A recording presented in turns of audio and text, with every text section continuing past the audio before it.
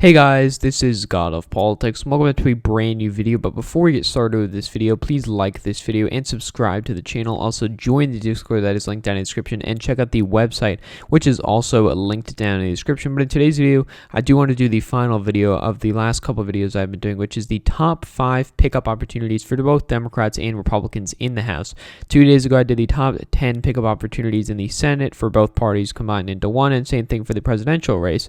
But now I am separating it into Democrat and Republican. I will be doing the top 5 pickup opportunities for both parties. So I will start off with the Democratic Party, and I will start off with Texas's 21st congressional district. Now, Texas's 21st congressional district, which is right here, it is a suburb of the San Antonio area over here. You can, very easily tell that it's a gerrymandered district, and that's one of the very interesting things about Texas.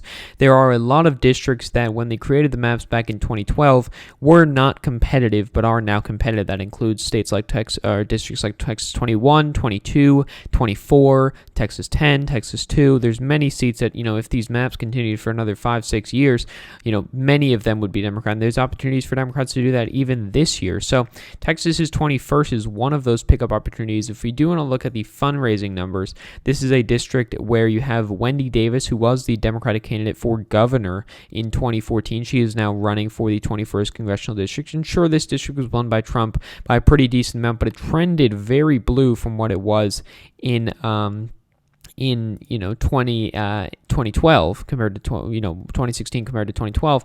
And we also look at some of the polls we had. Chip Roy is losing. He's also a freshman Republican, and this is one of the few Democratic pickup opportunities where you have actually a Republican incumbent. Sure, he's a freshman, but if we do want to compare it to 2018, you see Chip Roy here was able to win, but the things are very different now. This district trended more blue. Democrats still have that fundraising advantage, and they're doing well in the polls. I do believe they will narrowly flip this seat, but it is going to be quite close, and I do believe that is their 5th best pickup opportunity. Their 4th best pickup opportunity is Texas's 22nd congressional district, which is in the Houston suburb. This is one of the fastest trending districts in the country, and you have Sri Kulkarni for the Democrats, who is running against Troy Niels. Now, Troy Niels beat a self-funded Republican in the primary, and he has, Troy Niels had virtually no money left, $29,000, and this is as of the last report, as of 9:30, so really is not in a very good position in terms of fundraising. This district has also trended very fast towards the Democrats. Sri Kulkarni is the same candidate as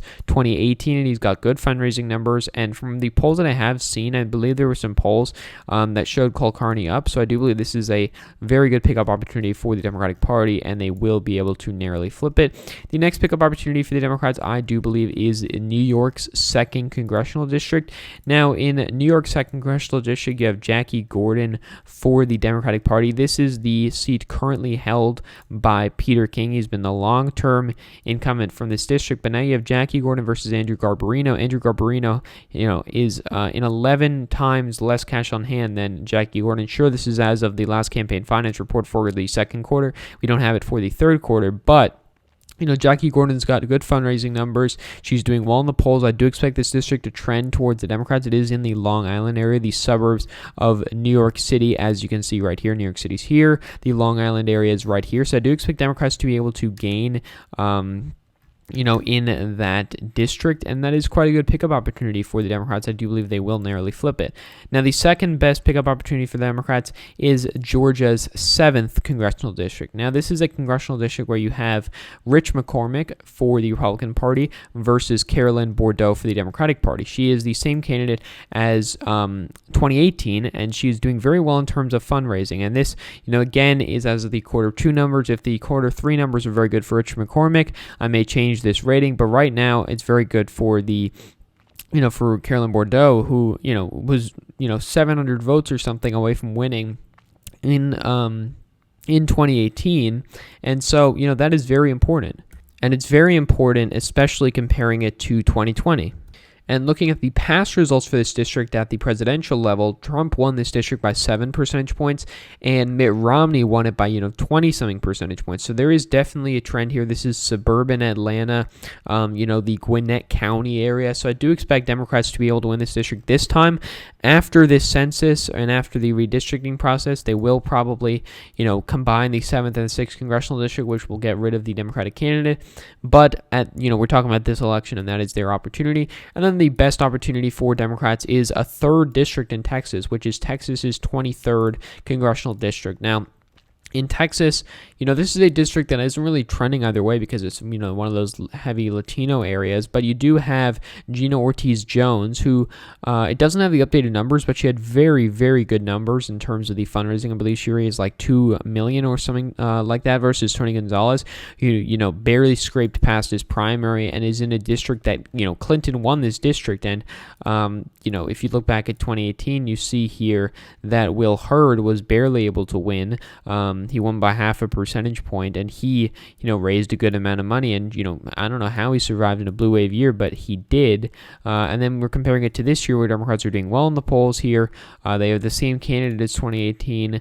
And I do expect them to be able to flip that. And before you, comment down about the 2 North Carolina seats, yes, Democrats do get 2 free North Carolina flips because of the redistricting. But, just for the basis of this, there's not much point in talking about them because the redistricting gave Democrats the flips, not anything, Democratic candidates, fundraising, like any other factors like that.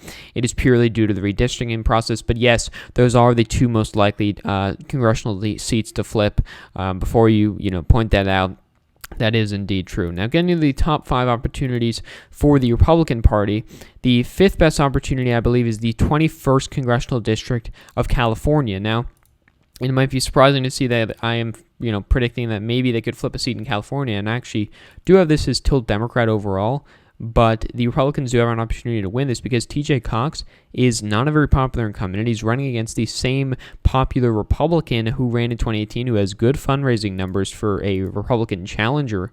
In 2018, TJ Cox barely won, and sure, he didn't have as much fundraising, but he doesn't have that much fundraising this time either. And, David Valadao is doing all right in the fundraising. His numbers have been updated for the 3rd quarter. TJ Cox's aren't. And while I do still have this seat as tilt Democrat, and it was won by Clinton by a lot, Democrats don't have the best candidate, which does matter a lot in these House races, and so I do expect Republicans to have this as one of their best pickup opportunities. But again, right now I do have it as tilt Democrat. Another seat that I have tilt Democrat that the Republicans still can flip is New Mexico's 2nd congressional district. You have Xochitl Torres Small versus Yvette Herrell, which is another rematch of the 2018 race. This is a district that was won by Trump by a lot, but we look at all of the metrics we have right now, the polling data. We look at the fundraising, which is very good for Xochitl Torres Small. We compare that to 2018. We see here, that Xochitl Torres Small had about, a 3-to-1 fundraising advantage. This time she has a greater number than that in terms of cash on hand. She has, a 10, 11, 12-to-1 cash on hand advantage. This is a district that I also don't think Trump is going to win by 10 points anymore. And there will be some ticket splitting, and I do expect Yvette, Xochitl Torres Small to narrowly win, but it will be close, and it is one of the Republicans' best pickup opportunities. Now, the 3rd best pickup opportunity for the Republican Party is Oklahoma's 5th congressional district. Now, I do expect this district to flip because, even if we do look at the fundraising numbers, they are good for Kendra Horn, who is the Democrat in this district.